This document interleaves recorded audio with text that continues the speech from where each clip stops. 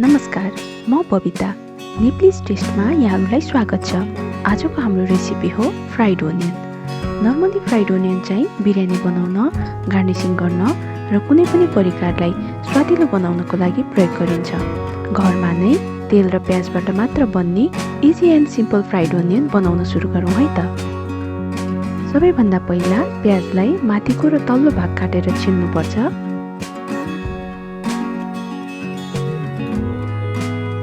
त्यसपछि यसरी यसको स्टिम निकाल्नुपर्छ।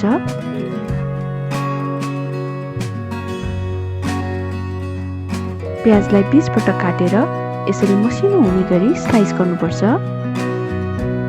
सबै प्याज स्लाइस गरेपछि यसरी टुक्रा टुक्रा छुट्याउन प्रयास गर्नुहोस्। मैले 2 घण्टा घाममा सुकाएको स्लाइस्ड ओनियन लिएको छु। अब एउटा भाँडामा तेल तताउने, तेल चाहिँ एकदम तातेको हुनुपर्छ। त्यसपछि घाममा सुकाएको वा नसुकाएको स्लाइस्ड ओनियन थोरै थोरै गरी होसियारीपूर्वक राख्नुहोला। आफूलाई मनपर्ने खैरो हुने बित्तिकै एकदम छिटो यसलाई पेपर टावलमा निकाल्नुपर्छ। यसरी हाम्रो फ्राइड ओनियन रेडी भएको छ। मिल्छ भने स्लाइस गरेको प्याजलाई 1 वा आधी दिन घाममा सुकाउनुहोला।